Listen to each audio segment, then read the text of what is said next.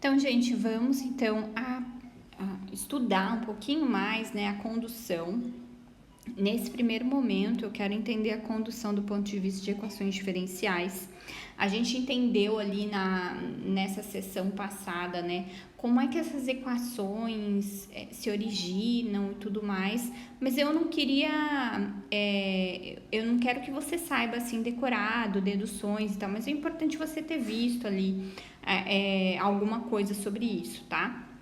Então, vamos começar aqui falando sobre a lei de Fourier, tá? A lei de Fourier. A lei de Fourier, então, foi desenvolvida a partir de uma observação dos fenômenos da natureza em experimentos, tá? Então, uma equação empírica, nós falamos, tá? Imaginemos, então, um experimento onde o fluxo de calor resultante é medido após a variação das condições experimentais. Consideremos, por exemplo, a transferência de calor através de uma barra de ferro, com uma das extremidades aquecidas e com a área lateral isolada termicamente, como a gente pode ver então nessa figura aqui 1.6, tá bom? Então, aqui eu tenho uma área e eu tenho uma temperatura 1, e aqui eu tenho uma temperatura 2. A variação de temperatura, então, é dada então pela temperatura 1 menos a temperatura 2, ok? Eu tenho aqui um espaço, né, um comprimento dessa barra de ferro, e tenho também essa área aqui de troca, tá? Com base, então, nas experiências, variando a seção da área, a diferença de temperatura, as distâncias entre as extremidades, chega-se, então, à seguinte equação de proporcionalidade. A quantidade de calor por tempo, né, Q pontinho aqui, ó, Q com um pontinho em cima quer dizer calor dividido por tempo. É proporcional, é isso que esse alfa significa, a área de seção transversal, variação da temperatura, dividido pela variação do comprimento da barra. A proporcionalidade pode ser convertida para a igualdade através de um coeficiente de proporcionalidade. E a lei de Fourier pode ser enunciada, então, como a quantidade de calor transferida por condução na unidade de tempo em um material é igual ao produto das seguintes quantidades. Então, vai ser igual a essa quantidade de calor que deixa o sistema, então é uma outra conotação que a gente vai adotar. Tudo que deixa o sistema é negativo, certo? Então, o calor deixado pelo sistema, né? O calor que sai, ele é igual a menos K, que vai ser o quê? A condutividade térmica do material, vezes área, vezes a diferencial de temperatura, dividido pela diferencial de espaço. O que é uma diferencial? Gente, diferencial nada mais é do que delta, variação, tá? Ele é equivalente a delta. Quando você enxergar um Dzinho, é um delta, uma variação, ok?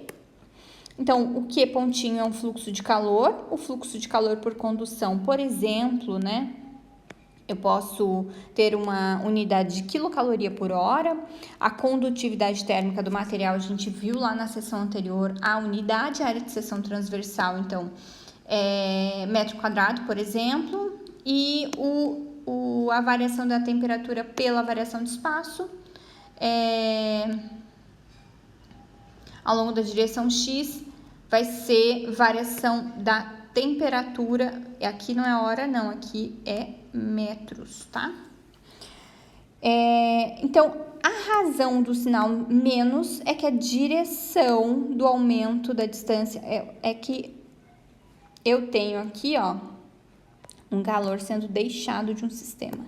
Esse é o ponto zero, indo em direção a outro ponto, ok? Por isso que eu tenho aqui um negativo. Então, a razão no qual o sinal é menos na equação de Fourier é a direção do aumento da distância, x, que deve ser na direção do fluxo de calor positivo. O calor flui de um ponto da temperatura mais alta para o de temperatura mais baixa, um gradiente negativo. O fluxo só será positivo se a gente multiplicar por menos 1. tá? Então, é basicamente porque ele deixa o sistema. A variação, então, é final menos inicial. Então, eu tenho aqui, como sendo final, o T2, né? Presta atenção aqui, ó, T2 é o final, T1 é inicial. Então, como eu tenho aqui inicial, final e variação é final menos inicial, por isso eu tenho também esse negativo, tá? Calor que deixa o sistema. Posso fazer uma análise de dimensões e entender o que é a unidade de K, mas você já viu isso lá na sessão anterior, ficou na dúvida, retoma aqui esse texto, tá bom? Os valores de K, como a gente falou, né? Ele pode variar de material a material e isso pode definir se ele é um condutor ou se ele é um isolante, tá? Um ponto que é o ponto mais importante da aula de hoje, onde a gente vai fazer aplicações e vai entender muito melhor, então, essa condução de calor, que se a gente considerar, então, a transferência de calor por condução em uma parede plana, em que é submetida, então, uma diferença de temperatura, ou submetida a uma fonte de calor, em que a temperatura é constante, conhecida de um lado, há um sorvedouro de calor e, por outro lado, também a temperatura constante e conhecida. Um bom exemplo disso é o calor através de uma parede de forno, tá? Que tem espessura L, ok? Uma área de seção transversal A, que foi construído com um material de condutividade térmica K, hipotético, tudo aqui hipotético, ok? Do lado de dentro da fonte de calor mantém, então, uma temperatura interna igual a T1 e do outro lado, T2, tá? Aí, aplicando a equação de Fourier, nós temos que... Vou dar mais um aqui. Equação de Fourier, então, vai falar que o fluxo de calor no tempo vai ser igual a menos K, condutividade térmica, vezes área de seção transversal, variação da temperatura, dividido pela variação do espaço em X, ou seja, o L, o comprimento aqui, a espessura. Fazendo-se as separações de variáveis, lembra? Diferenciação, separação de variáveis? Olha só que sucesso! Na figura nós temos, então, aqui, ó, deixa eu botar aqui. Na face interna, tá? Onde eu tenho T1, agora eu vou colocar o quê? Condições de contorno. Vocês vão escutar muito, muito, muito, muito. O que são as condições de contorno? Limites de integração. Do que me adianta a minha equação diferencial se eu não integrar? Se eu não posso integrar, não posso fazer nada, tá? Então, quando a temperatura, o que são as condições de contorno? Os limites, os boundaries, tá? Quando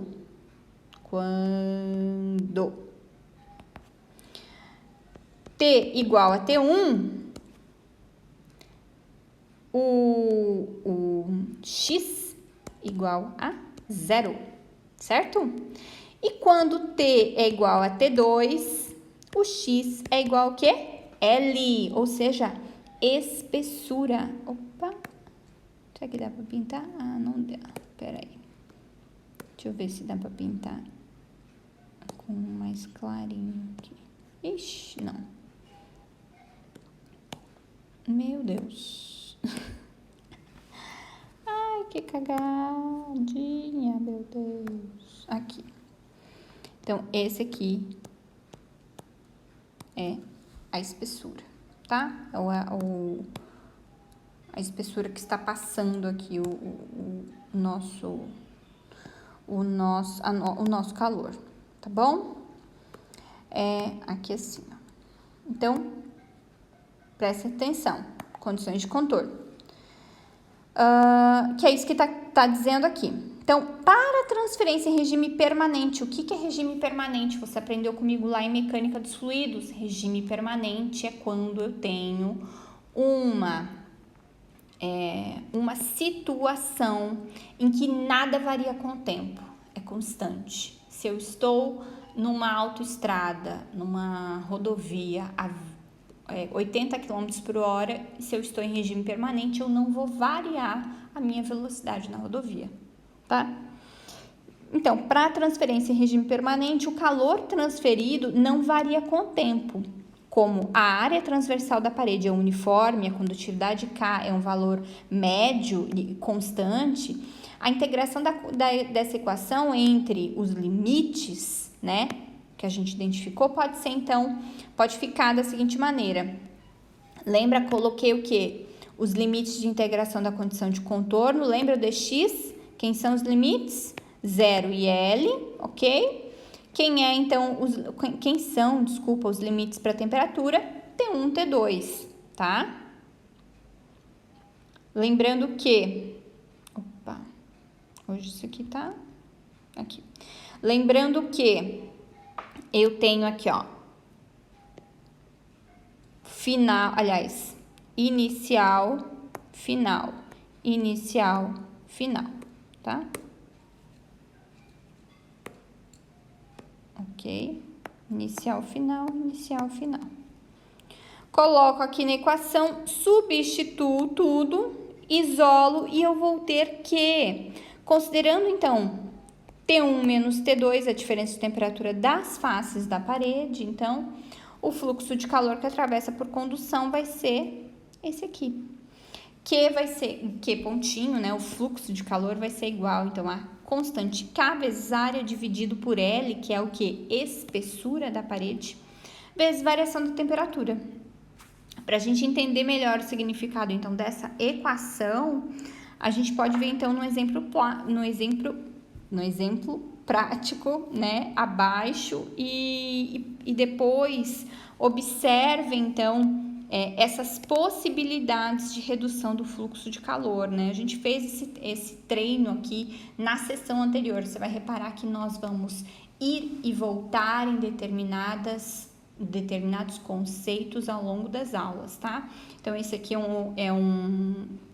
está dentro do meu planejamento, retomar conhecimentos que nós aprendemos nas aulas anteriores. Então, prestem atenção, isso que a gente já fez, observe se isso faz sentido para você nesse momento, tá bom? Vamos ao exercício e até